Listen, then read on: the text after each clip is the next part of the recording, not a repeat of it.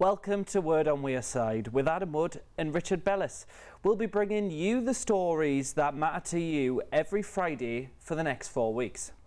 Good news for Sunderland, as it has been voted the best place to live and work if you're under 30. The Spice Girls are going to be spicing up your life next June at the Stadium of Light. And I'll tell you what I want, what I really want, is a ticket. And we'll have all your latest sports and we'll see what's trending across the northeast. But first, high streets across the UK are facing the toughest time yet. It's even worse here in the northeast.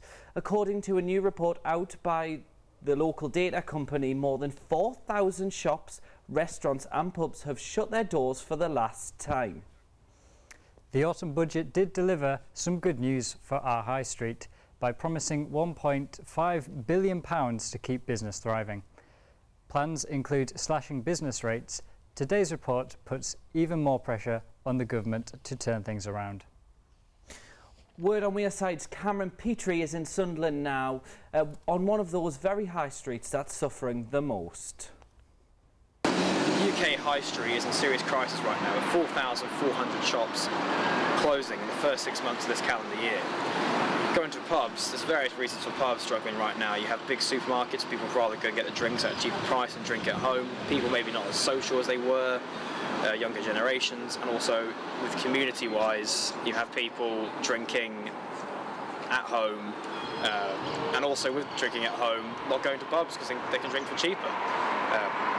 Moving on to restaurants, you have Uber Eats, you have Just Eat, where you can order your food online, they'll come straight to you. People start to do that more as well, and also market saturation there. And moving on to shops as well, the online retail, people would rather stay up till 11 o'clock at night, order their pair of shoes, and having to go somewhere and buy it, which closes at an earlier time.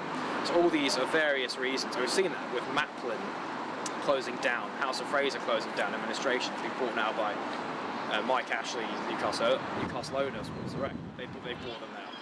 All these shops closing down for various reasons. So the UK high street is in a serious crisis right now, and it needs to find ways to get back on its feet with these modern day challenges that are happening every single day. The North East has the worst record for long-standing empty buildings in the UK, with pubs being hit the hardest. Well, it's very, very difficult. The overheads in the pub trade, for instance, if you're talking about beer duty, it's 57 pence on every unit. It's duty related. You have VAT, you have staffing costs, rates, everything like that. And supermarkets, certainly the supermarkets, they command such a discount off the brewers and wholesalers that they're selling it for next to nothing. That is the main problem. It reaches a level where you can't reduce the prices any further. We try various things. We have happy hours during the day and all day on a Wednesday.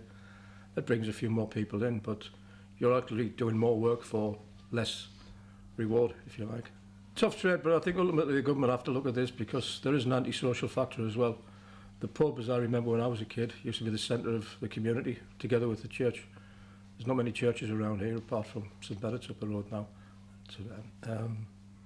So I think ultimately you lost a lot of community spirit. You've lost a lot of socialising skills with the younger generations. They don't know how to act to each other, interact with the older generations. You know, you've lost that, or you're losing it. So struggling to make a profit and keep stores open isn't the only issue affecting Sunderland's high streets today.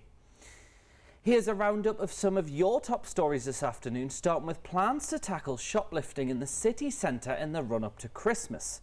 Northumbria Police, Sunderland Bid and the Bridges Shopping Centre are teaming up to protect shopkeepers from falling foul of shoplifters in this festive shopping season. It's called Operation Jasper. It will see an increased police presence across the city.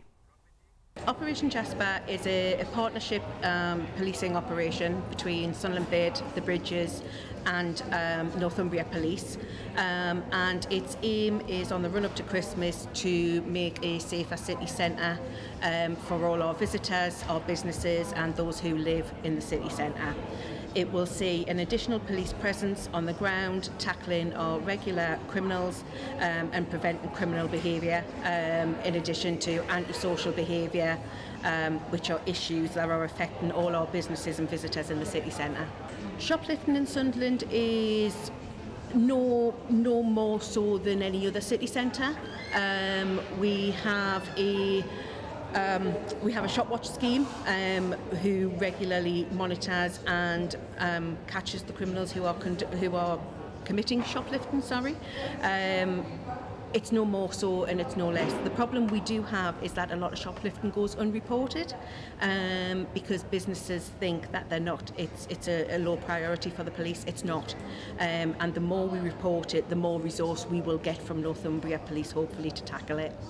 The businesses, not just shop owners, highlighted when we do our regular engagement and surveys with them that crime and disorder in the city centre is a very high priority for them, because they feel as if they feel like it affects the footfall to their businesses. So although they weren't consulted on this particular operation, we did speak to Shopwatch members about it, and we feel that it is something from our the general consensus of recent surveys that the businesses welcome with open arms.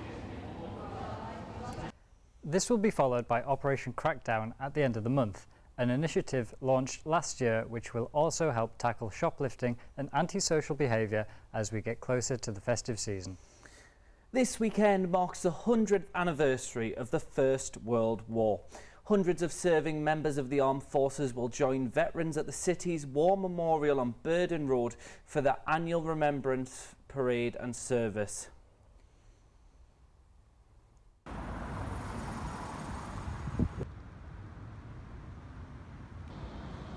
Outside London, members of the armed forces taking part include crew members of Sunderland's newly affiliated submarine, HMS Anson, which is due to enter service in 2020. This Sunday, 11th of November, marks the day since the signing of the armistice that ended the First World War in 1918. Various landmarks across the city, including the Northern Spire and Penshaw Monument, will be lit up as a sign of respect. Good news for commuters across the region, as Nexus, the public body who own and manages the metro, is now allowing users to travel with their bikes. After a recent trial which took place, they are now allowing users to travel at off-peak times instead of having to leave their bikes in lockers and collect them at the start or the end of their journey.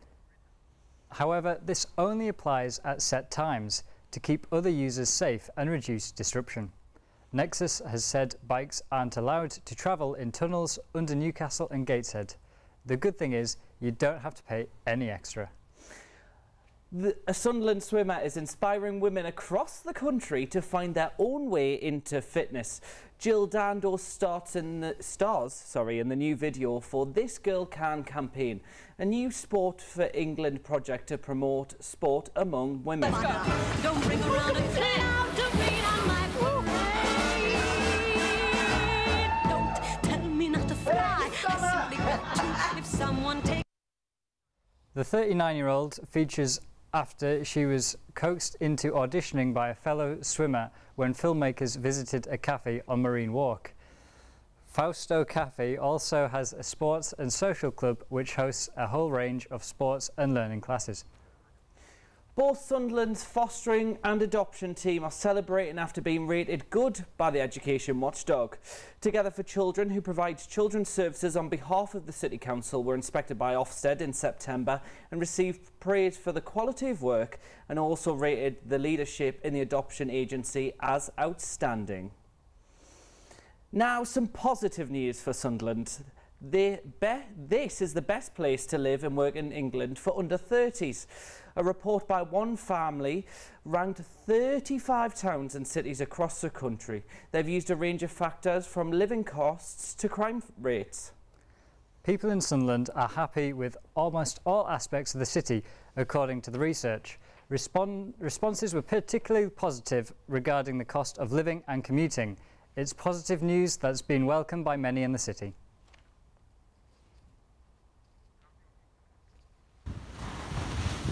A city by the sea, Sunderland has been named the best city for under 30s to live in. This is based on the good transport, affordable housing and general happiness. We've got such a great mix of things going on in Sunderland. We've got this cracking city by the sea where we can all enjoy the coast and the beaches, but we've also got an increasingly vibrant cultural life which I think really appeals to younger people. They want to be in the outdoors, but they also want to be enjoying great facilities. And don't forget too, there are wonderful job opportunities in this city. That's another great attractor to young people to come live, to work here. Sunderland's a very good place to stay. It's a low cost of living and very few people, which is good. It's not overcrowded. I don't know why that would be, because there's well, it's probably because I'm from Sunderland. You probably don't see the benefits of it really, but I suppose it's quite low cost of living, so it's probably why. It's not really what I would have expected off the top of my head, but thinking about cost of living and things like that, kind of makes sense. I've looked at living other places and like it just seemed to be a lot more expensive in comparison. So yeah, it kind of makes a little bit of sense there. The results of the survey may have been a surprise to the people of Sunderland, but according to it, they are happier than they realise. Let's take a look at what's been trending across the North East this week. Richard? Well, plenty of you have got that Friday feeling across the North East. Tell us about it. All can't wait for the weekend. And I'm exactly the same. Also, as we mentioned, some massive news this week. The Spice Girls are coming to the Stadium of Light next year and tickets go on sale tomorrow morning. So why not head over to Word on Wearside tomorrow and let us know on Twitter if you get your tickets. So we'll now head over to the sport with Kieran.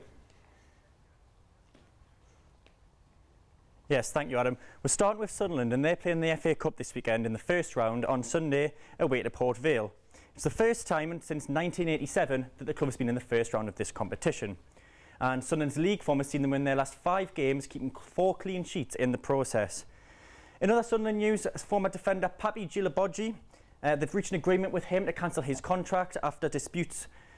The player went AWOL 72 days late coming back from pre-season training and failed routine fitness tests upon his return.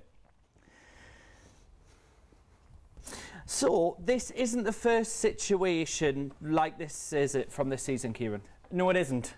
Didier Ndong was their record signing for 13 million while they were in the Premier League, and he also went AWOL at the start of the season. His contract's also been cancelled, and it means that both players are now free to find new clubs, as well as the clubs being freed of the wages of those two, which were significantly higher than the current squad they've got now.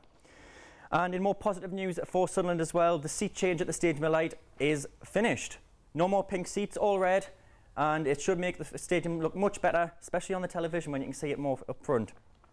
Over to Sunderland ladies now. They'll be in action on Sunday as they face Stoke City ladies at home in the Women's Premier League.